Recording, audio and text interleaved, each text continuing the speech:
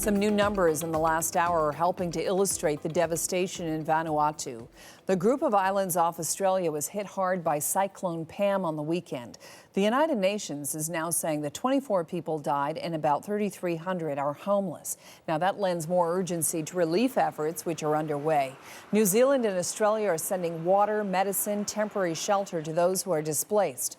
Cyclone Pam packed winds of almost 300 kilometers per hour and caused seas to surge as high as 8 meters. There are concerns that the number of dead will rise as rescuers reach dozens of remote islands which are cut off from communication.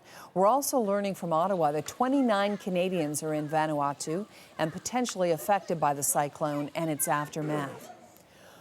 One of them is a young man by the name of Michael Baudouin. The 18-year-old arrived in Vanuatu last month to volunteer with a teaching program.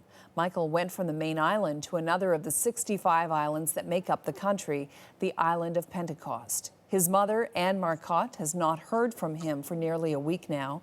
Anne Marcotte joins me now via Skype from Grand Turk in the Turks and Caicos Islands. Anne Marcotte, first of all, when was the last time you spoke with your son and what was the situation? Well, since he's our last child to go away, my husband and I decided we would take a holiday without the kids. So we haven't actually spoken to him for a number of weeks. He contacted my daughter through a text on March 10th, Tuesday, and said that there's a cyclone coming or a bad storm coming. Don't tell mom and dad, because he didn't want to make us worry, like he could keep a secret. And I'm moving to a strong house. Don't worry about me, you know, I love you and that kind of thing. So that last text is the last we've heard from him. Yeah. And it'll be a week tomorrow.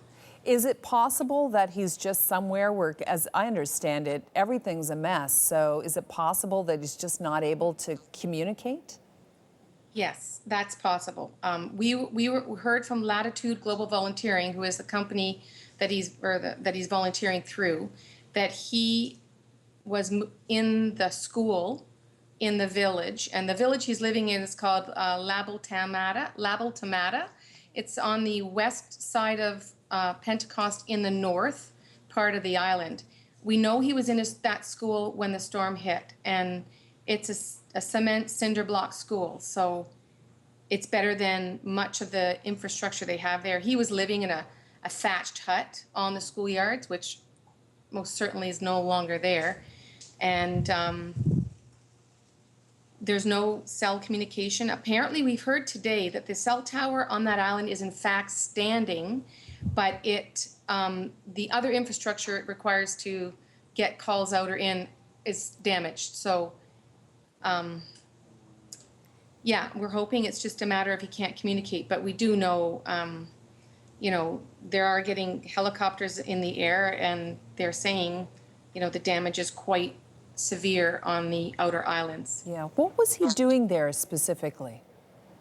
He was teaching in a grade school in that village, and he was taking a gap year before going back to university, or going to university in September, and he wanted to do this, so he got a job last summer and saved up the money to pay for this sort of opportunity, and he chose to go to Vanuatu. He's sort of an outdoorsy, hardy kid, and they thought he would be a good fit for Vanuatu because it's very basic living conditions, and he was enjoying what he was doing, and you could tell it was a little bit difficult. There's a lot of rain, it's very hot, but he seemed happy and he enjoyed the kids. He plays with the kids after school, and he brought a soccer ball with him, and there's a field there, and he's just working in that village. Yeah. So who's in touch with you in something like this? How do you get your information?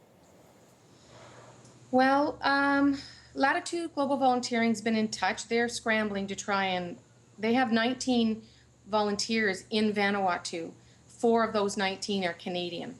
So they are trying, working with the Australian Department of Foreign Affairs and Trade, and they've registered all of them with them. They're considered high priority because they're considered unaccounted for. So those are considered the highest priority in terms of finding them. You know, we're really relying on the Australian government and the military of Australia and New Zealand. Oh, geez. And New Zealand to, they're marshalling themselves now, and they're landing and they're getting on the ground there. So we're really relying on them to get out to the outer islands. And now that the seas have calmed down, I'm really hoping that they also can put some ships in the water there. So, you know, but I haven't. I'm just going through the internet sites that everyone's going through. There is a Facebook group that we sift through as well. Yeah. How do you cope with not knowing? Yeah, it's hard. I try not to ruminate about, you know, what could be, but I'm really hoping that when he went to the school, he realized that his thatched hut wouldn't survive and that he packed his gear. He had good survival sort of gear with him. He had a solar charger and a headlamp that can be charged by the solar charger, and his UV water purification stick, which can be charged by a solar charger. He knows he has to purify his water. If he took that water purification stick with him, I also sent him with some water purification tablets in case his stick broke. If he has that gear with him, he'd be fine, because you can live, you'll find something to eat, but you have to have clean water. So I'm praying he took his gear with him. He's a pretty outdoorsy, smart kid that way. I would think he would take it, unless he didn't have a gravity of what was coming, and that may be the case. He didn't really understand the magnitude of what was coming. Well, Anne Marcotte, I want to thank you for joining us, and I really hope you hear from Michael soon. Thank you very much. Okay, Anne Marcotte, waiting to hear from her son Michael, who's in Vanuatu, joining me via Skype from Grand Turk in the Turks and Caicos Islands.